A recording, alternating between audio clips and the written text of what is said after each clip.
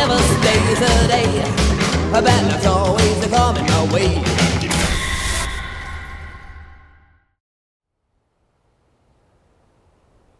Our first time in Salt Lake City, Utah. And of course, what do? We visit a cemetery.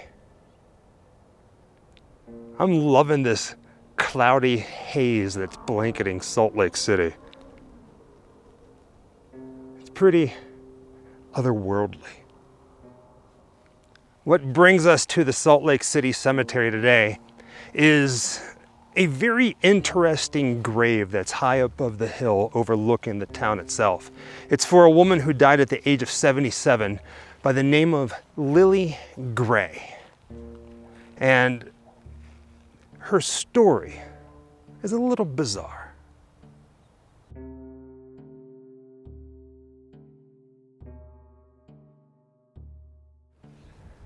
Often whenever we do these cemetery safaris, that's what we call them whenever we go to a cemetery and try to track down where somebody's buried, it can get a little daunting. But sometimes, if you're lucky, you can find a plot, like a point on Google Maps.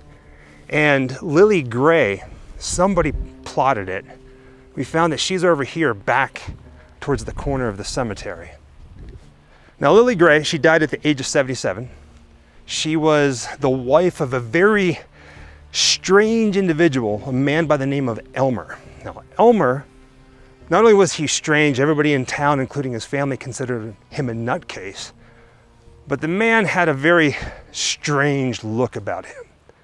Now, Lilly was Elmer's second wife, and when she died of natural causes, her nutcase husband blamed her death, well, on the beast. And according to what we found, like historians, they say that his reference to the beast was like the government, but nobody really knows for sure because Elmer was a little out of his gourd.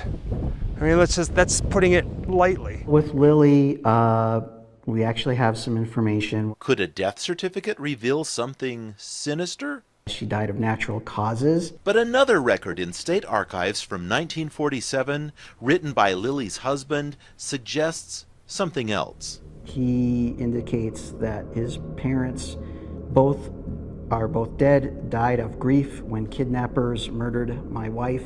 Elmer Gray was in the Utah State Prison, it's unclear exactly why, and appealing to the Board of Pardons. He indicates he was kidnapped by 5 Democrat officials. Makes you wonder about Elmer.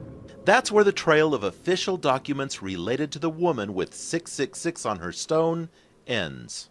You would hope that there would be other memories of her. In fact, whenever he died, his family was like, we do not like this man. Her family, we're not going to have him buried with his wife. And they put him on the complete opposite side of the cemetery. I'm talking like over in the corner, the furthest point away. Yeah. But poor Lilly, she's got the mark of the devil on her tombstone forever. He's the one that ordered the marker. Though it's still not exactly clear why. He figured the government was the equivalent of the beast 666. Lilly's family kept Elmer away during her dying days. In death, they are separated as well. They're buried as far apart as they could be and still be in the same cemetery. Now, because of Google, her grave was really easy to find. That, and there's a plastic bag with something in it that somebody left. But she's right here. What does it say in the bag? Looks like someone's hand-drawn comic. Well, that's rather interesting. Dithering doodles? I remember things like this back whenever I was in high school. Like, people would do these local zines. Yeah. That's what it feels like. This is the 162nd issue of Dithering Doodles. I'm not sure what it is, but I'm going to leave it for other people to enjoy. But I'll hold on to it so you can get a nice clear picture of her grave. The final resting place of Lilly E. Gray, June 6, 1881 to November 14, 1958. Victim of the beast, 666. Crazy. Can you imagine being buried with that on your tombstone and having no control over it? And it blows my mind. I wonder if there are any ghost stories about her here, or if she's included in any of the ghost tours that are local to Salt Lake City. You would think with a marker like that, she might be haunting somebody. Now, sadly, this is not going to be a very long video. It's going to be rather short because there's really not much to be said about the life of Lilly Gray and what happened to her. I mean, just the fact that her tombstone says victim of the beast 666, it's enough. But even though we can't really tell much of her story, we can show the other part of the story and track down where her odd nutcase husband Elmer is buried, here in the same cemetery, but on the opposite side. Everything we found online, which really wasn't much, said again that they tried to bury him at the furthest point because they wanted him nowhere near her in death. During life was too much. Now, about the center of your screen out there in the middle of the cemetery is where Lilly Gray's final resting place is. And we kind of want to give you an idea of where Elmer's buried. They say that he's on the other side. So we're hopping in the car and you're coming with us. Jessica's got it on the Google Maps.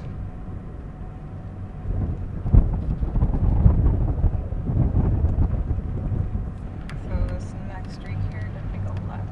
I don't think this is the street, it's down the hill. He's over there, that's for sure. She said go down to 280, the street named 280? Mm-hmm. And make a right here. Look how Right. tiny this street is. Right?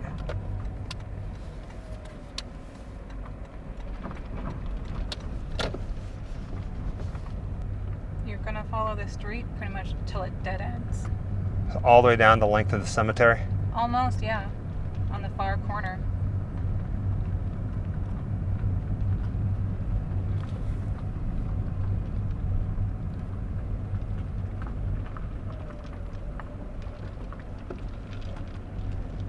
A little bumpy. Thanks to Google, didn't really take that long to find him. The hardest part was his tombstone, believe it or not, is a little sunken into the ground. You can barely see it right there. How crazy is it that Elmer's final resting place is basically hidden from everything? I mean, it's just been forgotten. Right there, Elmer L. Gray, 1881 to 1964. Let's see if I can make this a little easier to see. There you go. Such a bizarre family story here in Salt Lake City, Utah. And such a bizarre tombstone on his second wife's grave. And such a bizarre looking man, too. And that's pretty much it. Basically, this is a mini Grimmlifecollective episode. We were in town and for something else altogether. And we heard about it. We had to come out here and take a look at it as well as document it. Pretty interesting. Again, you never really know what's in your own backyard. Maybe it's the Gray family. Wherever I come, bad luck is coming my way. Wherever I go, hard luck is there to stay. Good luck never stays a day. A bad luck's always coming my way.